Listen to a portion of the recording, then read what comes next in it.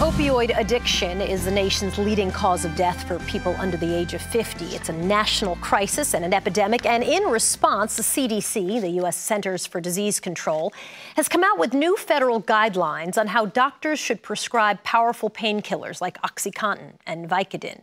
The goal is to reduce the overprescribing of legal painkillers by limiting the dosage and duration of treatment. Studies show a clear link between addiction to painkillers and how that can lead to heroin addiction. Sam Quinones is a former LA Times reporter. He's the author of Dreamland, the true tale of America's opiate epidemic. And he joins us from Santa Ana, California. Nice to talk to you, sir. Thanks for being with me. Give me a sense of how this journey, this 5-year journey, started for you. First, it went from, gee, this is about Mexican heroin traffickers, to actually understanding, oh no, this is about a revolution in pain management in American medicine and doctors coast to coast.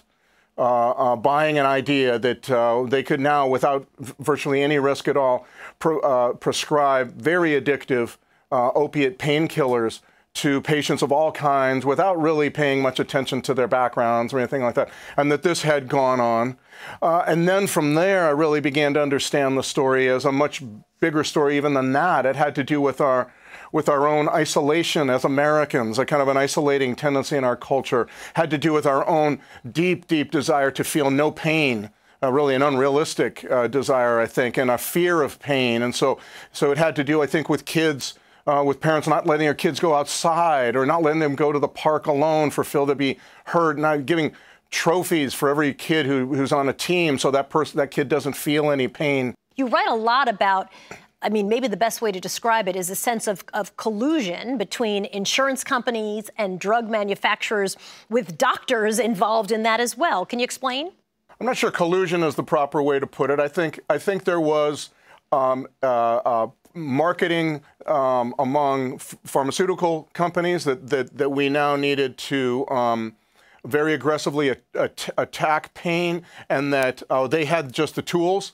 These narcotic painkillers, OxyContin being the latest tool that they came up with. The result was an enormous new supply was unleashed on the country of narcotic painkillers from coast to coast, unprecedented amounts of this, because millions and millions of Americans were getting these pills after surgery, for chronic pain, for a variety of things, and it was happening all across the country, and that went on for 20 plus years. That's still going on.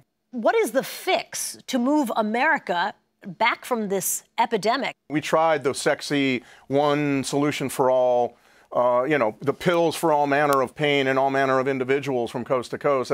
Look where it got us. It requires doctors to understand their role. It requires medical schools to reassess, really change deeply their own curricula. It requires insurance companies to begin to reimburse for all manner of pain strategies, not just a few, and increasingly reimburse for medically assisted treatment for drug rehabilitation. That's very, very important as well. I would say that we need a very robust response from law enforcement as well. The only way to actually have effective rehab treatment and rehab is when you have addicts recovering, getting out back onto the streets, into their communities, and having a reduction in supply. If they get out and they find the same amount of drugs hitting them in the face as when they went in, it's very likely they'll relapse. And with this, relapse frequently means death. We need to stop thinking in terms of one solutions, and frankly, very deeply, I think we need to remember that we need to teach patience. Americans don't seem to be too patient. We need to be willing to say this might take a while. It took 20 plus years to get into. Might take a while before we're able to right the boat, so to speak. The book is called Dreamland. Sam Quinones, thanks for talking with us about it. Appreciate it. My pleasure. Thank you.